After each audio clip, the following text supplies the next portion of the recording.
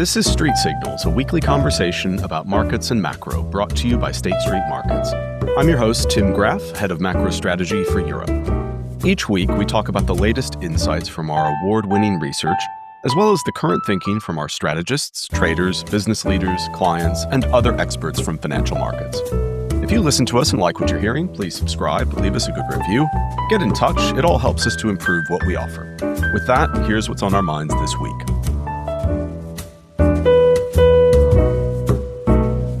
The more negative case is just simply that the AI boom begins to slow. CapEx slows, revenues don't come through as people expect. That begins to put some downward pressure on quite optimistic earnings estimates. If at the same time, the lagged effect of interest rate really begins to wear down this sort of low-end consumer, housing's already under significant pressure. These positive feedback loops that have ratcheted the economy up begin to work the other way around. The last week has reminded us of two pertinent facts in financial markets.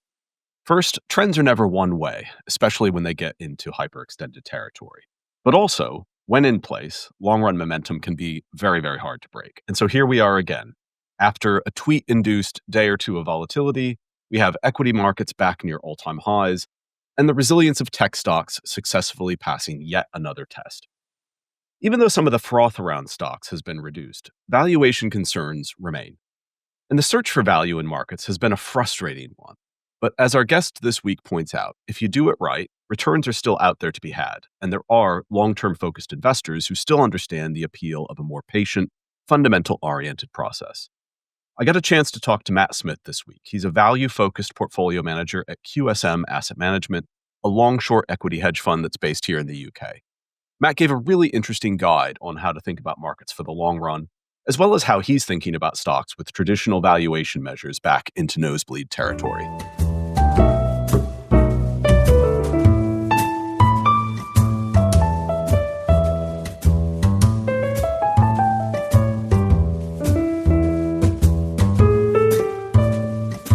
Thanks, Matt. Really appreciate you joining this week. And it's great to meet you as well. Just wanted to get things started with your background, learn a little bit about you, your career path, what has kind of driven you towards value investing in your career. I've done 30 years in the industry now, and of that, 7 years was on the sell side. So I worked in equity research at Credit Suisse and Deutsche Bank. But most of my career has been on the buy side. So for the last 18 years, I've been a portfolio manager on a global equity long short fund. Most of the time that was at Magedi. And then in 2024, a few of us left and we set up a new business called QSM. In terms of what drew me to value investing, I think really how people invest really comes down to how they're mentally and emotionally wired, I guess. So I've always been slightly contrarian and I like a bit of a bargain and not really a trend follower, I guess. So, I mean, that's really why fundamentally I got drawn to value investing.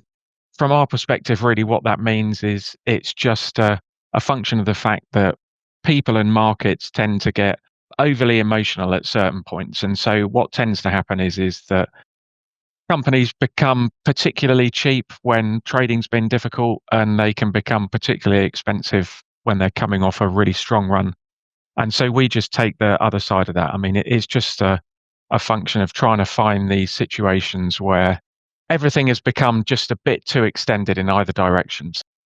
Thinking about people you've worked with, but also, I mean, look, there are legends of value investing like Warren Buffett and Ben Graham. And I wanted to talk a little bit actually about the literature on that, how much you follow it. But people like that, is that who you kind of look to for your long-term inspiration, or are there people you've worked with over the years that you thought, or even not worked with, but kind of worked adjacent to in the industry who you thought, that's a really good model to follow when it comes to this style of investing?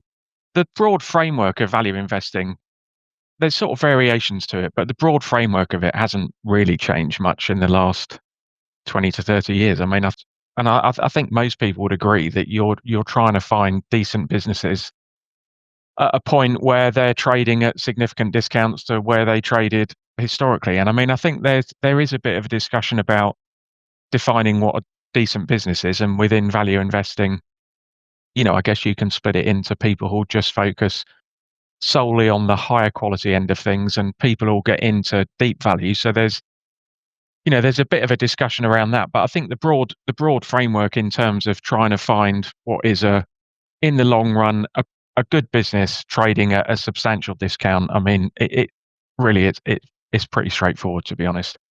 I think the difficulty really is, rather than the intellectual framework of it, which I think most people could understand, it's the practical implementation of value that's quite difficult.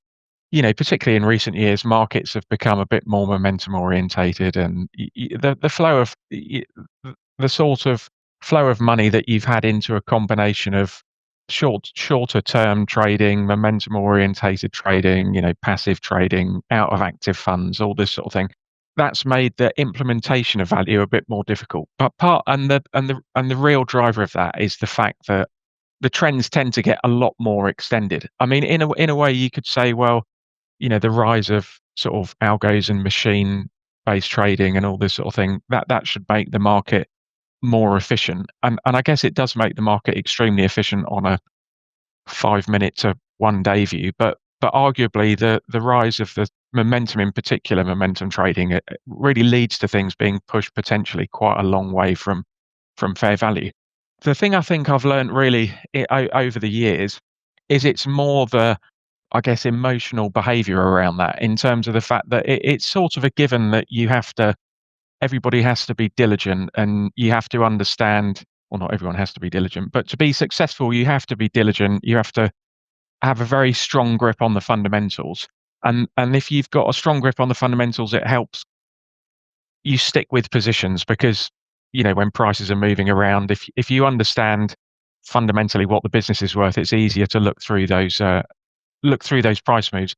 But on top of that, it's just that it's really remaining very level-headed through the price swings, and also just quite patient. I mean, I think in an era of sort of everybody's got attention deficit disorder to varying degrees in markets these days, I think, and it's the ability to look through the noise and the volatility, ride out some of the short-term pain in the view of, generating some pretty decent long-term returns. So when I was working at Majeddy, there was James Dupper and Chris Field, and, they're very experienced managers. And I think it's that level-headedness and patience in volatile markets that's the difficult bit of value. It's easy to understand. It's a bit more difficult to do it practically. That Actually, I think one of the key questions I had for you was, you mentioned the diligence and following fundamentals, but of course you also alluded to the fact that momentum is driving markets, and it almost seems like people are being rewarded financially for not doing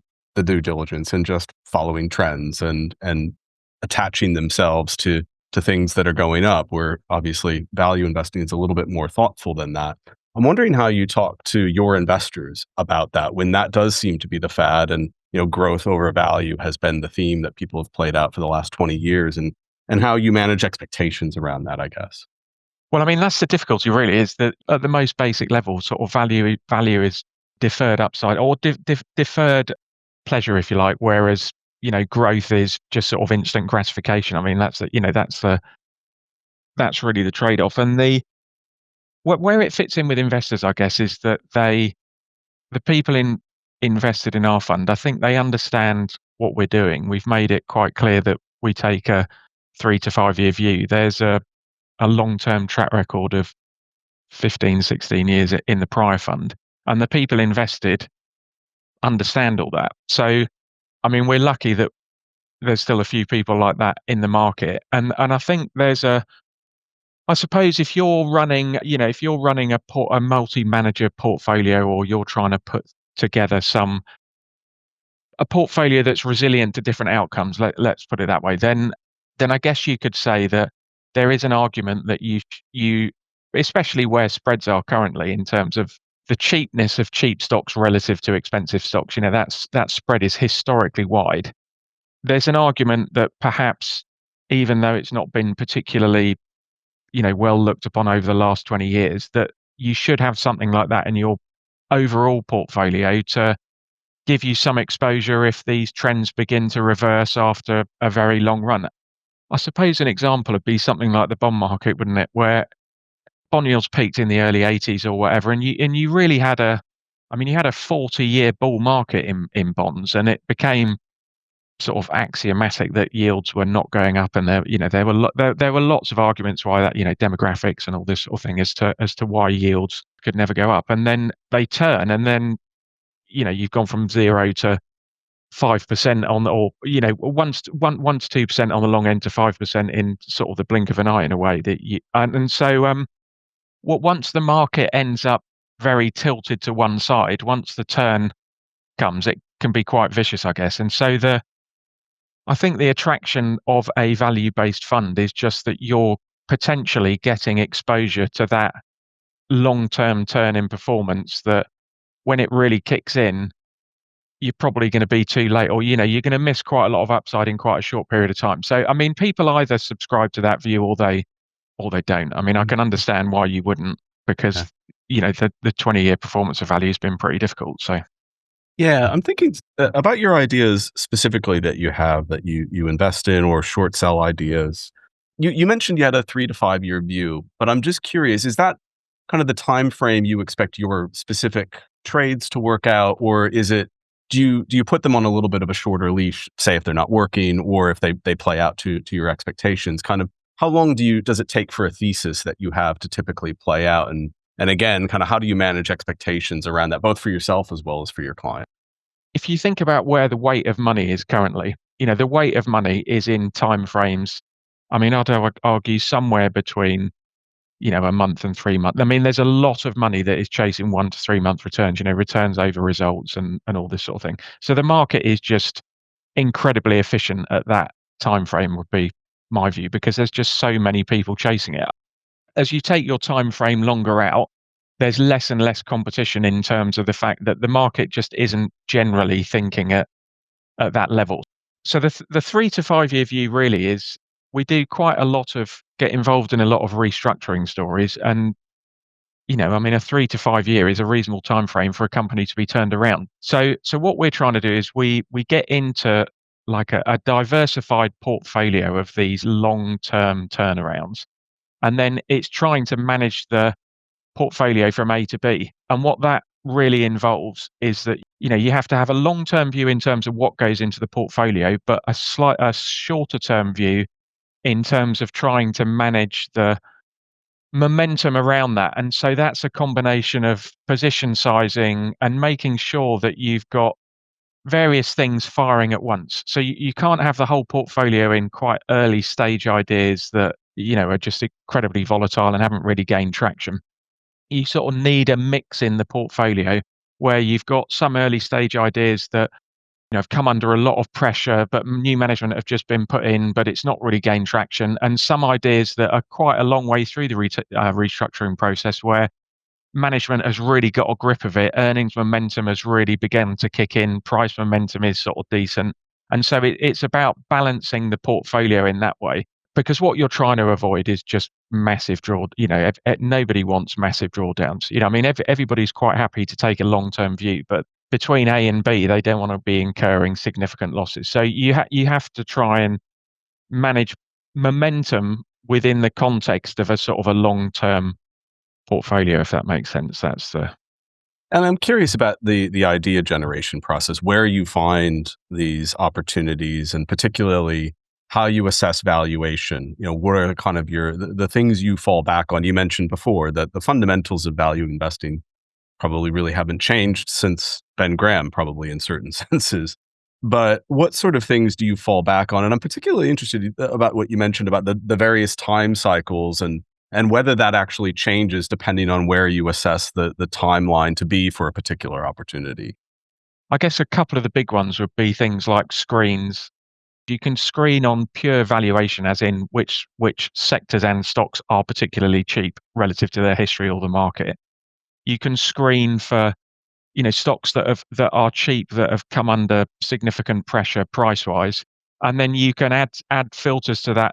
Where what you're ideally trying to find is, say, a stock that has has fallen, is cheap, but is showing some signs of earnings momentum kicking in, or can define price momentum lots of different ways. But I mean, quite it's really not that difficult to come up with a screen of stocks that might look interesting. They've gone down, they're now cheap, momentum appears to be picking up, and then the trick is trying to filter through that screen to get to the ideas. Some of them will be the sort of standard value trap that looks cheap but stays cheap, and some of them are going to be the winners that are cheap are going to become a lot less cheap and go up 3, 5, 7 times or whatever. So I mean, obviously there's some skill involved in that. And in terms of the metrics that we'd look at, if you split it into sort of cyclicals versus defensives, on the cyclical side, things like EV to sales really, I mean, I'd say that's probably, if you had to pick one metric, that's probably one of the best metrics. If you look at EV to sales relative to history, you compare that to where margins are relative to the history, and it's quite easy to interpret. If you can buy a stock on a very depressed EV to sales multiple where you think that margins have not been impaired relative to where they've been historically, then probably, that company is pretty cheap. So for more defensive companies, you can look at things like free cash flow yield relative to history would probably be one of the better ones. And then also sort of depending on how asset intensive, something like price to book versus ROE. I mean, those three things are quite simple ways to look at it. They'd be the things that we'd focus on. Is there any element? I mean, you're very experienced at it, and I'm curious what sort of qualitative factors go into it based on kind of experience, or I don't know, call it gut feel maybe. But also not just that, but like listening to management calls? I mean, do you listen to earnings calls for your ideas, or not just for your ideas, but to kind of get a sense of whether the ideas you have are worth pursuing? Does that factor in as well? The earnings call transcript thing is quite interesting because if you obviously, like, a company does an hour long results call, and then you read, I don't know, 3 or 4, let's say you read 5 results notes about the results call, and you'll get often, I mean, not always, but often you'll have 3 or 4 completely different views on what even down to differentials in terms of what the management actually said, not just the interpretation of it. And it's because of the fact that, if you're an analyst on results day and you're listening to a results call, you're sort of trying to listen to the call, and the trading desk probably phoning you up, and maybe some clients are emailing you, and you're sort of partially focused on it. And also, there's a big sort of perception thing in terms of, I think everybody's guilty of, you hear what you want to hear to a degree. You've got certain biases going into a call. You then hear what they're saying and you fit that around your biases. So sort of personally, I think it's quite important to actually listen to the results calls. And what I tend to do, we tend to go through it the day after, in terms of once you've got a transcript, and you can go through it in a lot of detail. And that way, I think sometimes you can get a quite different take as to what the management actually said compared to what the market slightly thinks the management said. And I think there is an experience element that, if you've been reading, you've been going to results calls for whatever, 20, 30 years, then sometimes management saying things quite obliquely that actually are quite important and people aren't picking up quite so much. So yeah, I mean, I think the results, going through results in detail is quite important for us. Yeah. Do you have a blind spot that you're aware of that you need to work to kind of overcome throughout your career? Just something that okay, this is what I tend to do, and I need to make sure I don't do that this time.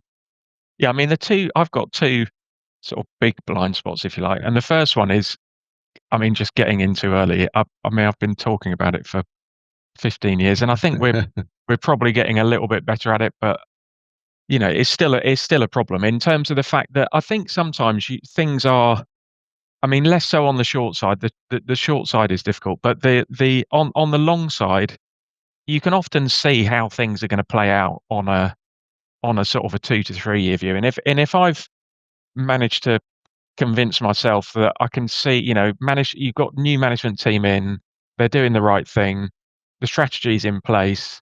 You're beginning to see the industry, like, let's say there's a supply problem in the industry which has put pressure on prices, and you're beginning to see capacity coming out of the industry, all this sort of thing. Then I tend to think, you can see, especially if there's a lot of upside. Let's say you think that the stock could easily triple, then I tend to just sort of start getting involved, when in reality it can take I mean, especially now, it can take the market a long time to get engaged in a turnaround story. And I think the European bank sector, I mean, I think is just sort of a prime example of that, where, I mean, they had a very difficult financial crisis back in sort of '09 or whatever. They then spend, let's say, best part of 10 years sorting out their balance sheets. At the same time, they're dramatically improving their cost bases. So you've got just fundamentally significantly improved businesses. And it wasn't until the earnings momentum really, really kicked in, as central banks started raising rates, that the market gets engaged, and then suddenly the sector's sort of tripled and quadrupled in a short period of time. So the problem is that timing of, exactly when is the market going to get on board with this? I mean, I won't sort of go into the individual stocks, but we've got stocks where one of the things that was important was to deleverage the balance sheet. So, sometimes we'll buy businesses that have got quite a lot of gearing where they're on a very low multiple because the market's worried about the gearing. And deleveraging leads to a big re-rating of the stock because you reduce the financial risk. But, we've got companies where they've halved their debt burden and, halved their net debt to EBITDA ratio, and there's been no impact on the multiple. These things can just take quite a long time to play out. So getting in early is one, and then just sometimes just cutting things a bit too quickly. And those two things in combination are a bit lethal, to be honest. So you have to, those are the two things that I find I have to work on most. Yeah. The second one is one of the more commonly noted ones. Yeah. You're not alone. Thinking about things on the short side, I wanted to know how your process is any different than what you do when you're looking for investment opportunities on the long side. I mean, as you alluded to before, it's a bit more difficult. How does the process change when you're looking for short selling opportunities? Yeah, I mean, the big problem between longs and shorts is it's just this, your different your risk trade-offs are just completely different, aren't they? So, on a long, uncapped upside, downsides limited to, you lose all your money. But so you can easily get to 3, 4, 5 to 1 risk reward trade-offs on, stocks if you're right. Whereas on the shorts, your upside is you make 100% unless you keep scaling it up on the way down, obviously. But your downside is sort of uncapped. So fundamentally, you just have to be a lot more careful. And the problem with the short side is you do need to generally really get the timing right in terms of the fact that it's just very dangerous being short stocks that are being upgraded. I mean, that's just the fundamental reality. Really, on the short side, the focus is on trying to ensure that we're in stocks where sort of revenue and profit downgrade are going to kick in reasonably short order. That's the key. And then keeping them relatively small and extremely liquid. The slight weird thing when you look across the market through time is that the weight of short positions is very heavily biased to the worst performing stocks in the market. Which in some ways is obvious. In other ways, at certain points, you can properly be run over because, if there's a large amount of short interest in an extremely cheap stock that's been through a long period of difficulty and is beginning to turn around, you can just get explosive moves to the upside. So we don't get involved in any of that. We're really focused on very highly valued stocks where everybody's really bullish, where we hope that we can find some sort of angle where they're going to get disappointed on the revenue and the profit outlook.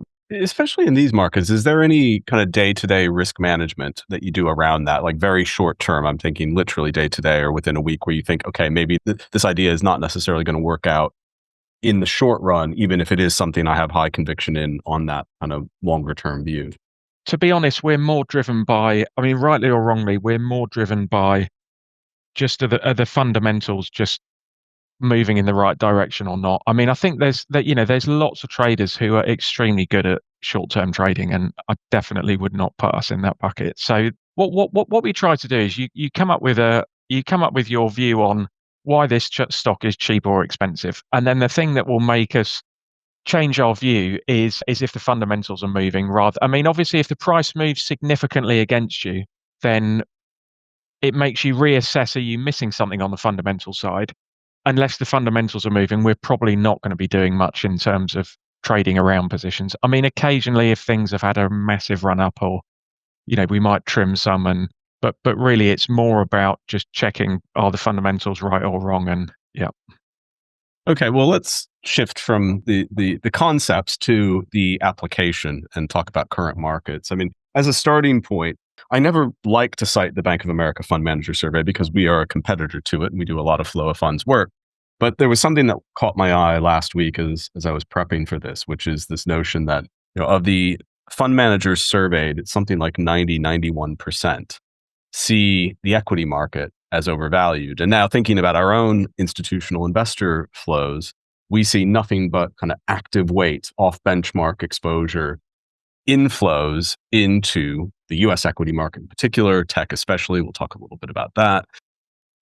This disconnect between the two, how do you square that? How do you talk about something being overvalued and yet still keep allocating capital to it? It really is just this thing of agency risk, career risk type thing where, I mean, we're in a market that's done effectively bottom left to top right for sort of 16 years off the 2009 lows, isn't it? And not in a quite spectacular way in terms of double digit returns sort of year in, year out with the odd drawdown. There's a Darwinian evolution where if you were of a bearish bent, or you were sort of anti-US equities, or this, I mean, you've basically been weeded out largely. You either have lost all the money that you manage, or you've been fired, or you've just given up. So there's a bit of a sort of an evolution within markets that leads to a concentration of money in the people who are naturally biased towards buying US equities. I mean, that is sort of one thing that's happened, I think, generally. And then it's just this thing that, I just think it's true that if you're a fund manager, a lot of fund managers are, worried about what returns they're generating and all this sort of thing. But really, losing money or significantly underperforming rising markets is just career-wise a difficult proposition. People just think, well, the risk of me not being engaged with this market that seems to recover from every sell-off and does double-digit returns year in, year out is just too high. And I can see that it all looks a bit nuts, but everyone else is involved. And so, I can't not be. And then the sort of the extension of that is, I think there's a feeling that if if you lose money when everyone else is losing money, then that's not so bad as losing money when everyone else is making money. There's just sort of big behavioral things going on. And it's just a function of the fact that you have had such a long run of such strong performance out of the US equity market. The last couple of weeks, you hear a lot of comparisons to 1999, 2000, and the bubble word gets thrown around. And there's cases that are made very convincingly for and against that were, kind of in the baseball terminology, we're in the early innings or we're in the late innings. Do you have a sense of how the equity market feels relative to some of those historic parallels at this particular time? I was working at CSFB in the height of the dot-com bubble in sort of 99 into 2000 and all that sort of stuff. And at the time, CSFB was, I mean, to a degree, it was at the center of it in that you had, there was a famous banker called Frank Quattrone who Oh, was yeah. running their tech business. Yeah. I was Just a bit there of as a sort well, 2000 to 2008. So, yeah. yeah. So he was a character. And then at the time, you saw that there was, well, I guess one feature is you had from the banking side, you had a number of IPOs that were sort of questionable. And I guess the people would say you are getting a surge in IPOs now, and there are some companies coming with relatively low levels of profitability, but you're not getting the surge of IPOs that you had in 2000. So that's like the bull case is that, well, actually in 2000 we had this surge in dodgy companies floating, and you haven't really seen activity move to that level this time around. But I think the difference is that you could argue that a similar mechanic is going on behind the scenes. It's just all happening in VC funds and private equity. There's no real reason for those sorts of companies that used to have to float to get the cash or to get the funding to come to equity, public equity markets anymore. They're really just raising money and staying private for lots of different reasons. So I think that where in 2000 you saw the surge in IPOs, and people are saying, well, you're not seeing that now, so you don't really need to worry about it. I mean, I'm not sure that's actually true. You are seeing those companies being funded. It's just not being funded in the private markets. In terms of the sort of similarities, one of the things that I sort of slightly vividly remember was in the 1999, in the run up to the top. What would happen is these companies would announce that they were going to launch a website, and the shares would do 10 or 15% in a day. I mean, one of the ones that really stuck with me for some reason was there was a company called EMAP, which was like a UK-based magazine company, and they came out and said we're going to launch a website, and the share price shot up. And I mean, 20 years later, the magazine industry has not been helped by the internet, and you see a similar thing now with, I mean, it's like Broadcom today, isn't it? With people just have to announce some deal with OpenAI, stock moves. I mean, yeah, huge moves at Oracle and AMD and all this sort of stuff. So I'd say that the way that you're getting just not just large percentage moves, but just absolutely enormous market cap moves. I mean, like multiple $100 billion market cap moves on deals that they may or may not come to fruition, put it that way. I mean, I guess that's a sign that people are just quite excited about the whole thing. So that would be, I guess, another thing, one thing that is pretty similar to what you saw in 2000. And then the other thing is just the crowding. I mean, I think that the two interesting things about 2000 was the sort of the crowding into certain ideas. So, I mean, obviously in the market at the moment, you've got this massive outperformance from the Mag 7 and anything sort of AI related. So sort of power through to the chip companies in the lower echelons and all this sort of thing. There's been a huge concentration in performance around that, and everything outside of that has sort of been left behind, partly because the economy is a bit more difficult. But the market is very bifurcated. You're either sort of AI or you're not. And if you're anything to do with AI, you could argue there's not a huge amount of differentiation. It's like AI related tick. You go in the right ETFs, you get massive flows, the stocks perform really strongly. And that's very similar to when you think back to 1999, I mean, that was basically all about TMT versus old economy. So you were either tech media telco or you were old economy. If you were tech media telco, the shares went exponential. If you were old economy, then there was almost no price that people were prepared to pay for those assets. And the second interesting point about that is that the market can just get things just unbelievably wrong in terms of, if you think of TMT. So in 2000 they bundled together tech, media, telcos. The market was sort of right about tech. I mean, you had a 50-60% drawdown in a couple of years afterwards, but on a 20-year view, the market was right about some of the tech companies, Amazon and all this sort of thing, Microsoft, etc. Even if you bought them at the peak, you've made money on a 20-year view. But media and telcos, which was the other 2/3 of it, I mean, it's just been an absolute horror show. I mean, a lot of the media companies either don't exist or have been persistent and significant underperformers, and sort of the same for telcos. So I suppose the interesting thing is you've got a similar bifurcation that you had in 2000 in terms of market performance and attention and flows of funds and all that sort of thing. And then when you think back to 2000, it's pretty clear that the market's guesses about who are going to be the big winners out of this new technological change can just be off by 180 degrees, basically. You wrote about the AI and AI adjacency. I don't know what you want to call it at this point. There's circularity to it, both in terms of they invest in each other, they buy from each other. But you highlighted a lot of the risks in your most recent investor letter that I read, and I was wondering, that's an interesting framework actually to think about it in. I think in that there surely will be mega cap companies who survive, but then there may be some who struggle over the long run and will be the ones washed out. How do you think about that in the current environment? Where do you see the massive risks accruing, and which parts of the market, like you mentioned, media and telco, which parts of the market are they going to be potentially in this cycle that maybe don't quite make it? You sort of got to ask yourself, why have they gone on such a capex spender? And obviously, the large driver of it is the fact that you've had an explosion in demand, in terms of the fact that the AI models had a problem in the fact that they sort of hallucinated a lot. So whatever the number was, 20% of answers could just be sort of invented.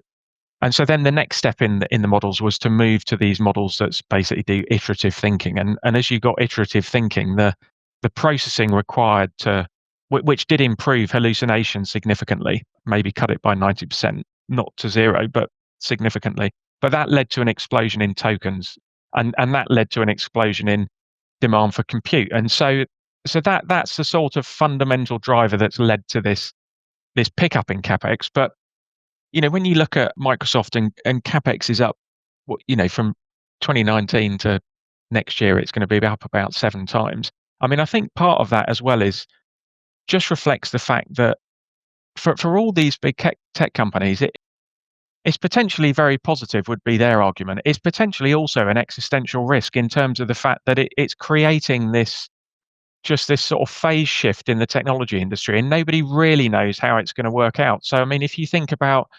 OpenAI is one of Microsoft's biggest customers. They don't really disclose how big it is, but OpenAI is now talking about shifting its compute to other people. I mean, what does that mean for Microsoft? And they're talking about becoming the operating system for the computing industry. And what does that mean for Microsoft? And then Google they really started the whole thing, but a bit slow off the start, and so that gave OpenAI a bit of a lead in the race. And then now people are worried about, what does that mean for search? Is ChatGPT just going to eat into Google's search revenues? And obviously, sort of Meta's worried, and that's why they're going out and trying to recruit all of these, all the AI guys on, $100 million salaries and all this sort of stuff. I mean, I think the behaviour illustrates the fact that deep down they could be quite concerned about what this actually means for their business. So, I mean, I think if you looked back at most technological revolutions, it's sort of relatively unusual for the winners of one to carry through to the winners of the other. I mean, Microsoft was an unusual example in that they really managed to pull off the sort of PC Windows through to cloud, and now they're trying to pull it off into AI, but it's unclear. So I guess the issue is you've got these enormously profitable, extremely highly valued, very large market cap companies who are facing fundamentally, potentially quite a disruptive environment. I mean, the irony is I mean, if you think about Google, so Google, rolled out Gemini AI into the search bar in Chrome browsers. So, the Chrome browser is used by about 3.5 billion people, I think. And the reason they've done that is because, well, I mean, who knows, but plausibly the reason they've done that is to head off the risk to the core search business. That at least if they're going to lose share in search, they'd rather lose it to their own AI service rather than OpenAI. But I mean, what does that mean for the sort of monetization of AI services? I mean, it's a bit like if you think back, Zoom was a big thing, wasn't it, during the pandemic? Shot up, huge market cap. And then Microsoft bundles Teams into 365, and that's sort of the end of that. I mean, Zoom market cap's down sort of 80% or whatever. So there's just this issue that if the risk is so existential that the companies are prepared to take a profit hit, the incumbents, if you like, are prepared to take a profit hit in order to bundle AI services for free, then what does that mean for the overall monetization of all of this just pan-galactic amounts of capex? These, I think, are the sort of the question marks hanging over it. So it's just the uncertainty as to how all this is going to get monetized. What does it mean for the incumbents? Are they going to be able to retain all of these legacy profit pools? I mean, another historical example is if you take, Vodafone, and, Vodafone went parabolic in 2000. And one of the things that everybody was talking about was the fact that, video call, 3G was coming along. Everybody was going to be doing video calls. That was going to be a huge amount of revenue for Vodafone. What happened to video calls? Well, video calls basically ended up being done for free because of the fact that over-the-top services like, WhatsApp and everyone else came in, brushed aside the sort of Vodafone side of it, and then they're serving that up, and the revenue to Vodafone is effectively zero. I mean, you've got to pay for your data each year, but that was really no more expensive than you were paying for your phone calls originally. So when you have this disruption, these sort of legacy profit pools can just come under pressure. So I mean, that is what we'd see as the main risk. Are there risks within the investing world, and particularly with the within AI and all of its adjacencies that you've mentioned to the macroeconomy. We typically don't necessarily think of stock market corrections, if they do come, as necessarily being bad for consumers because typically your asset owner class has the lower marginal propensity to consume. But that has changed a little bit in that I think it's now half of U.S. consumption comes from something like the top decile of income earners or asset owners. Do you think this is a little bit more nefarious potentially for the U.S. economy if you do get a correction? If you just look at S&P market cap, I mean, it's now it's 1.9 times GDP. So I mean, that's roughly, almost twice what it is in 2000. Obviously, not all US equities are owned by US citizens, but I mean, broadly, every 10% move in the S&P is about an 18% swing of US GDP in terms of wealth effects. So if you think back from 2019 through to now, you've had about a bit over a $30 trillion surge in market cap in the S&P.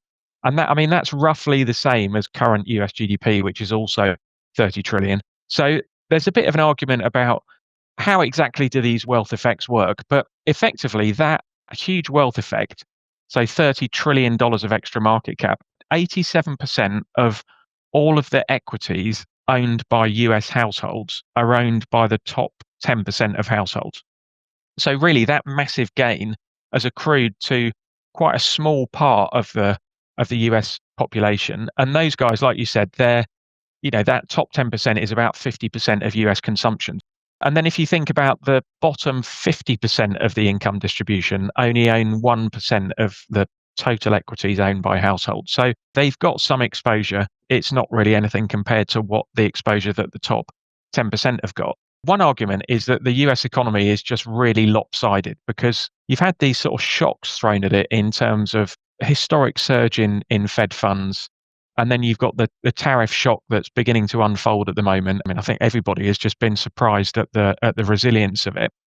But arguably, it's just simply the fact that there's been so much wealth created in the stock market that this has just supported this high-end spending, which has allowed the economy to sort of retain momentum and sort of power through the shocks. The risk is that what's really going on under the hood is you've got this sort of half of consumption coming from 10% of the population that is robust and tied into the equity market. And on the other side, you've got the other half of consumption that's related to the other 90% of the population.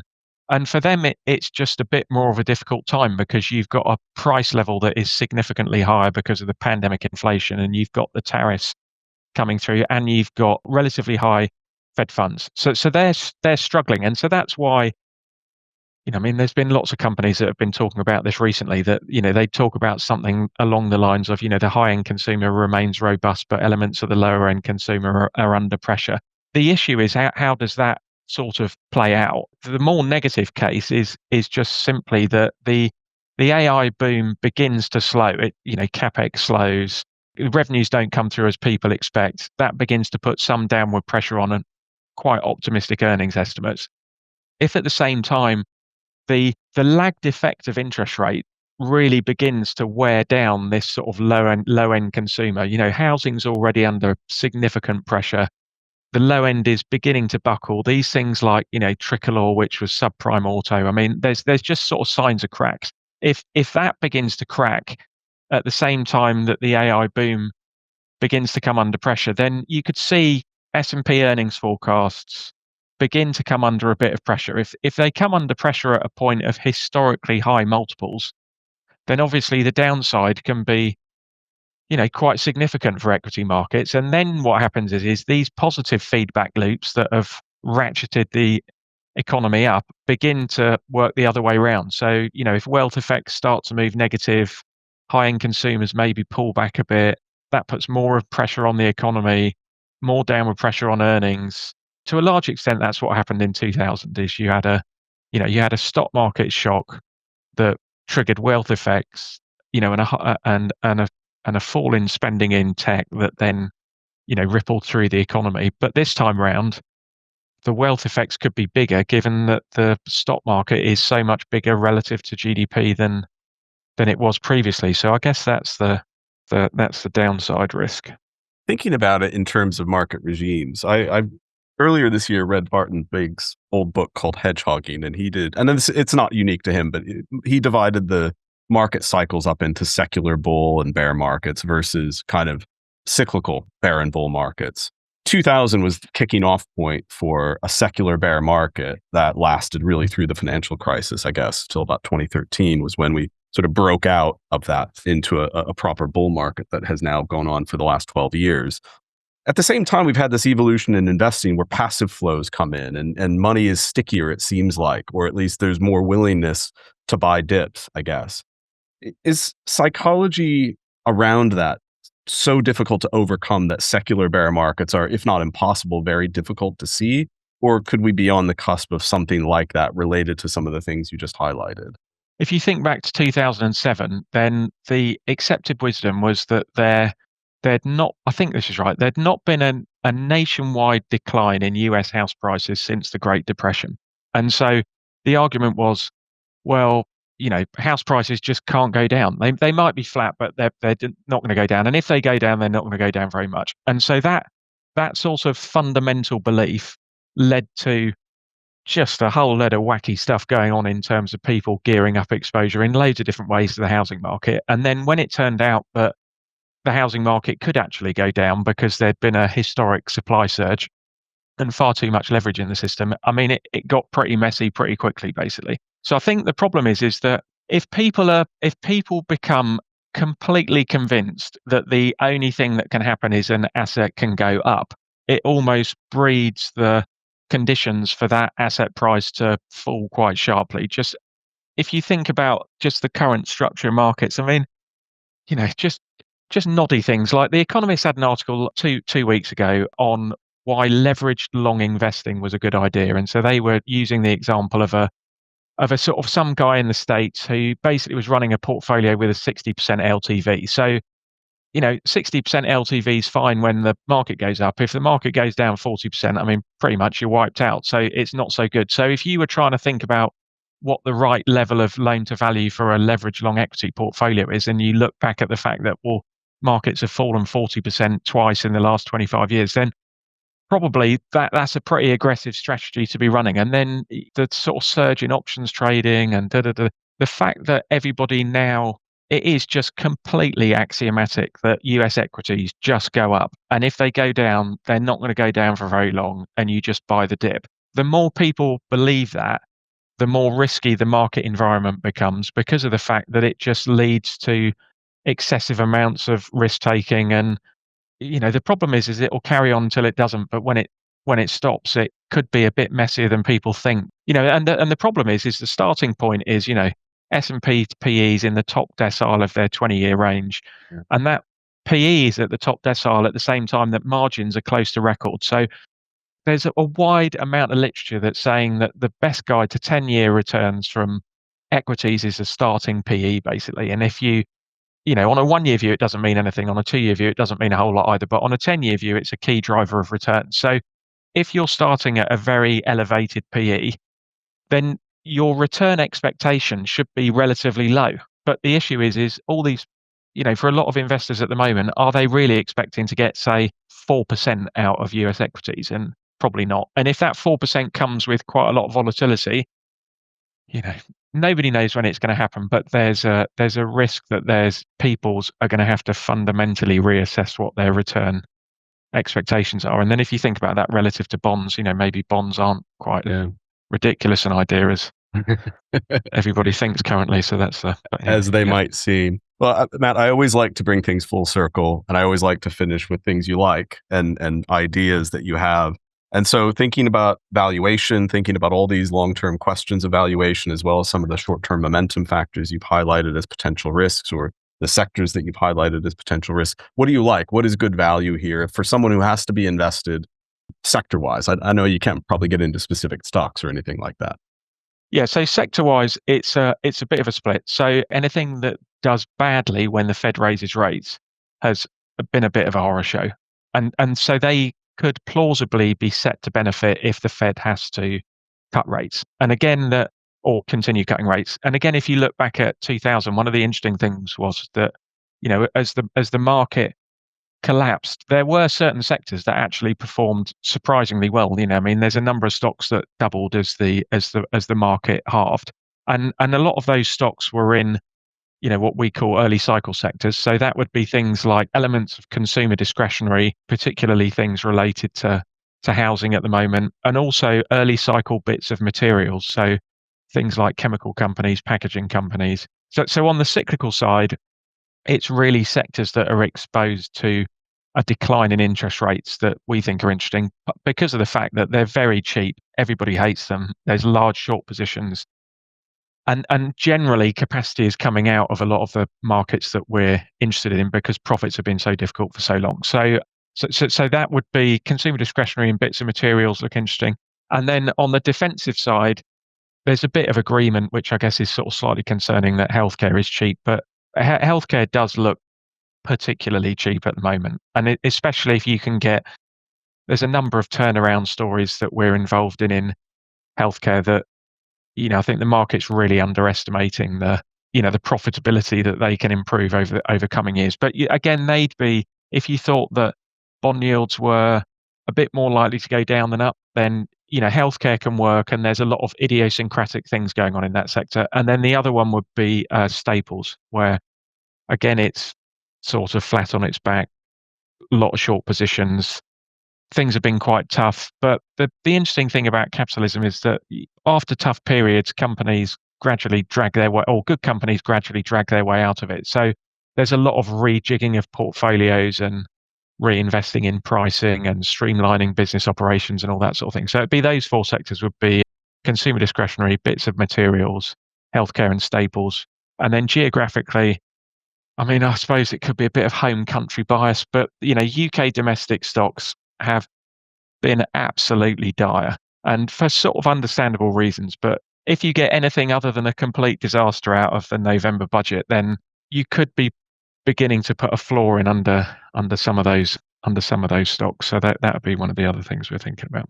Let's hope that is all true when it comes to the patriotic story and the patriotic case for UK stocks. Matt, you've taken us on a whirlwind tour all around the investing landscape. I just wanted to say thank you so much for your time. It's been a real education. I really appreciate you doing it this week. Thanks.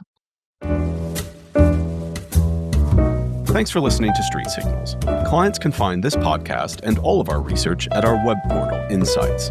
There, you'll be able to find all of our latest thinking on markets, where we leverage our deep experience in research on investor behavior, inflation, media sentiment, and risk, all of which goes into building an award-winning strategy product. And again, if you like what you've heard, please subscribe wherever you get your podcasts and leave us a review. We'll see you next time.